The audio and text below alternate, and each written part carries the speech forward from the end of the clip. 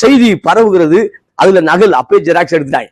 அப்பயே ராஜாவுடைய அந்த கையொப்பமிட்ட முத்திரை மோதிரம் வைக்கப்பட்ட அந்த ஒரிஜினல், அதுக்கப்புறம் அந்த அப்பயே நகல் எடுக்கப்பட்டு ஜெராக்ஸ் எடுக்கப்பட்டு பல தேசங்களுக்கு விநியோகம் செய்யப்பட்டாச்சு. இப்ப பார்க்கும்பொழுது எல்லா மக்களும் எப்படியாவது யூதர்களை கொண்டு போட வேண்டும், யூதர்களுடைய அந்த ஸ்தோத்தாவுடைய ஆசீர்வாதத்தை பிடுங்கிக் கொள்ள வேண்டும், யூதருடைய பொருட்களை சூறையாட வேண்டும் என்று ஒரு திட்டம் திட்டிக் கொண்டிருந்தார்கள்.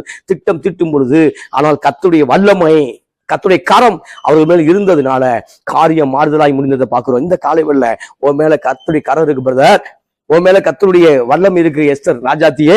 ஆமா எஸ்தரே, நீ ஜெபிக்க வேண்டும் என்று தேவன் விரும்புகிறார். எஸ்தர்கள் ஜெபிக்க வேண்டும் என்று தேவன் விரும்புகிறார். பெண்கள் செயல்பட வேண்டும் என்று தேவன் விரும்புகிறார். எனவே மௌனமா இருக்க வேண்டாம். பேச வேண்டிய இடத்துல நீங்கள் பேச வேண்டும், பேசக்கூடாத இடத்துல நீங்கள் பேசக்கூடாமல் அமர்ந்திருக்க வேண்டாம்.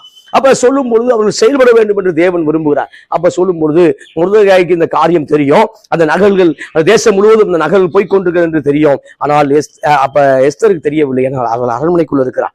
இப்ப என்ன காரியம் என்று சொல்லும் பொழுதுதான் ஒரு மனிதன் மூலமாக இந்த வார்த்தை எஸ்தருக்கு அறிவிக்கப்படுகிறது. நீ இந்த காலத்திலே மௌனமா இருந்தால் யூதருக்கு சகாயம் ரட்சிப்பும் வேறொரு இடத்திலிருந்து எழும்பும்.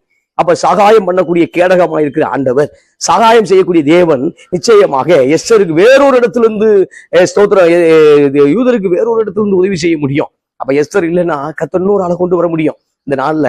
அப்ப நாம அவருடைய கரத்தில் இருக்கிறோம். நாம் செயல்பட வேண்டிய